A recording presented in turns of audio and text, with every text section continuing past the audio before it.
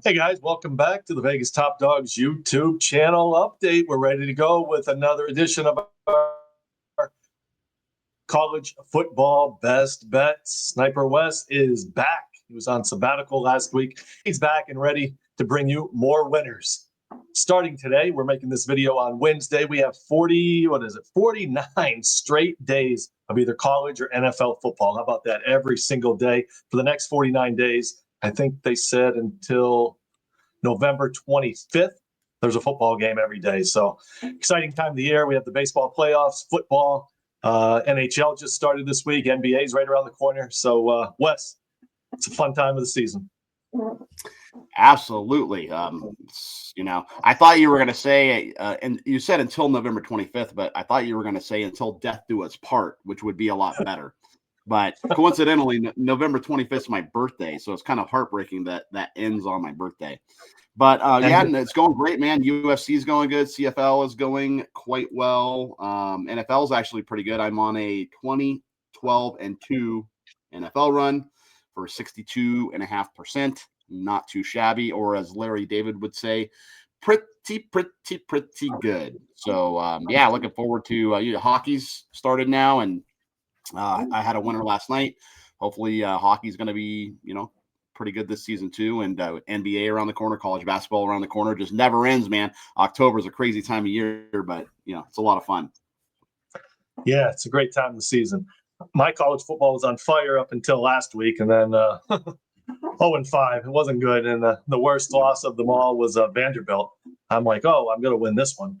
And then Alabama, I'm sure everyone that watched that on 4th and 2, they busted for a touchdown with maybe 30 seconds left. There wasn't much time, but disappointing. Still 19-12 on the season, so looking forward to bouncing back this week in college. Let's jump right in. I'm going to take a look at a game here on Friday night, October the 10th. We have a ranked team going here, South Florida, number 24 team in the country, as they travel to North Texas. The line on this game, North Texas plus 1.5. The total, very high, 67.5. South Florida got off to a great start this season. Big upset, week 1 against Boise State. That was a rain-shortened game, but they buried them 34-7. Then the following week, big upset over the Florida Gators. They won that game by 2 points. So they definitely played a tougher schedule. But I like North Texas here at home. They're hungry. A rare nationally televised game here. Prime time, Friday night. Third-year head coach is very good. Plays up-tempo. He's a disciple of Mike Leach. So I think they're going to be fired up for this game. The offense is averaging 40 points per game. So they're putting up points at home, playing a nationally ranked team. I like North Texas here. Their quarterback, Drew Nessmaker, 1,200 yards passing, 11 touchdowns, 0 interceptions on the season.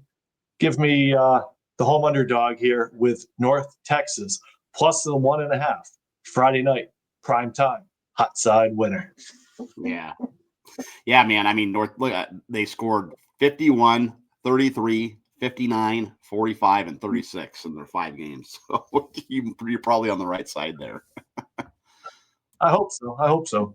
I like starting the week off with the winner, especially, heading into the weekend. Let's see. What do you want to take a look at? UCLA, Michigan State? Yeah, let's do it. So, obviously, UCLA off the incredibly emotional win over Penn State. But remember, they were winless before that. They were playing terrible football. The Bruins had to fire Deshaun Foster. No surprise, if you remember his inaugural interview, he looked just like a deer in headlights, right?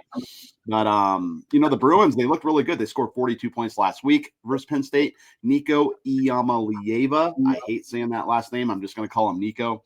But, they scored 42 versus Penn State, so their offense looked a lot better. They got Jerry Neuheisel calling plays now, who is Rick Neuheisel's son, who coincidentally was, I think he was the head coach of UCLA a ways back.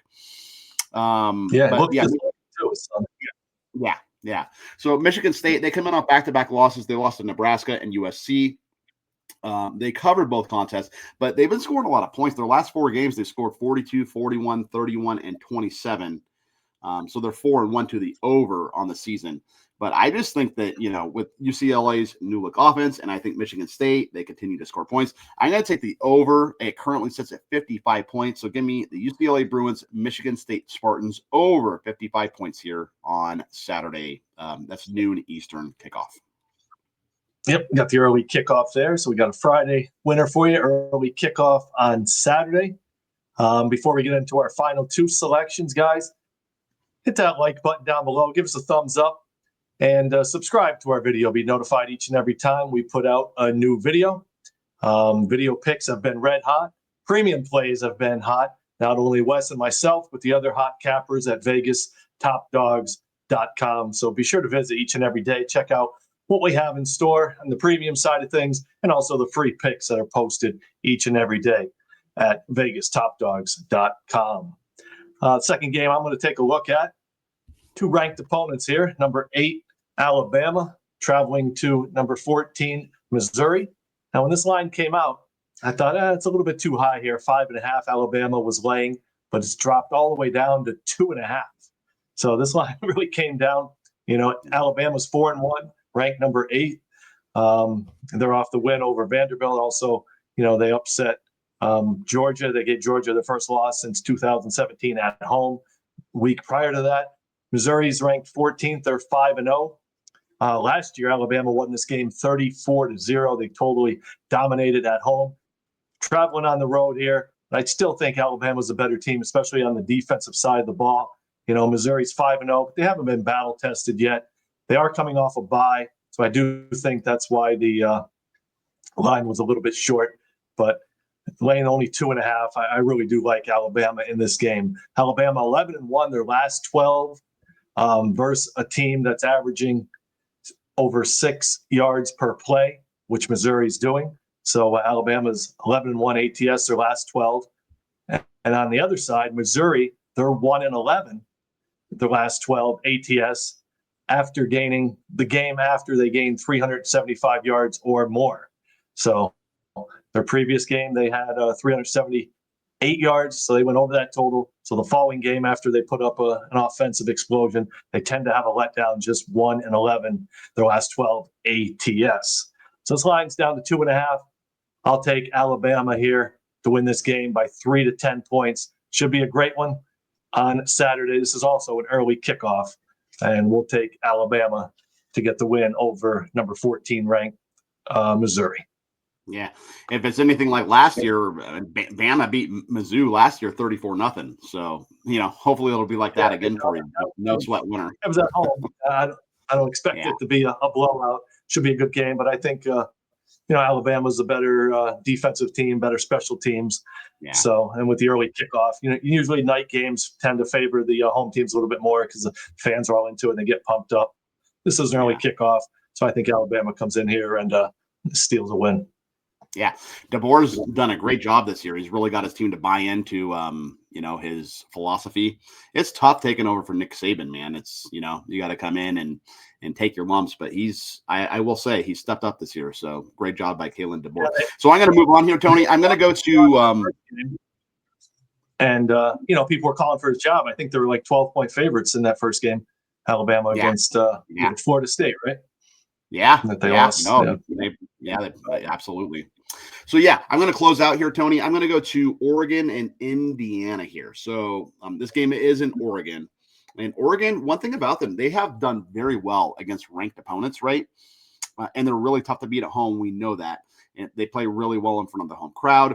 They have very interesting uniforms as well. I love all their uniform combinations. You never know how they're going to look when they come out. Maybe that's what they do. They just surprise their opponent by random uniform combinations. Who knows?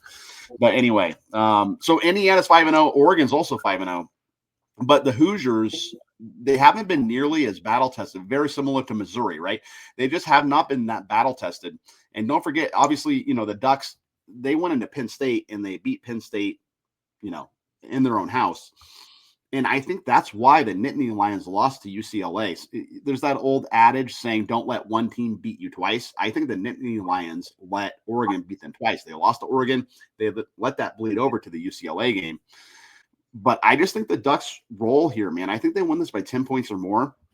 And I know, I mean, you're looking at what, the number 3 team against the number 7 team in the nation, but I think there's pretty big separation between the number 3 team and the number 7 team. And I think Oregon wins this one going away. Maybe they pull away late, but I like Oregon here. I'm going to lay the points with the Ducks. And yeah, I think they get the job done.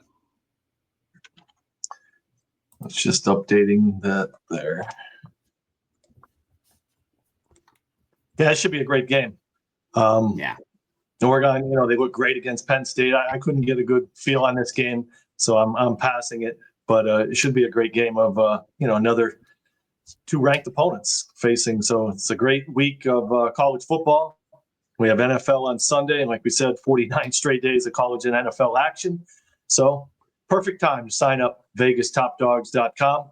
Like, subscribe, give us that thumbs up for these videos, and we'll talk to you again next week with more college football winners. Wes, as always, thanks for joining us, and be a winner.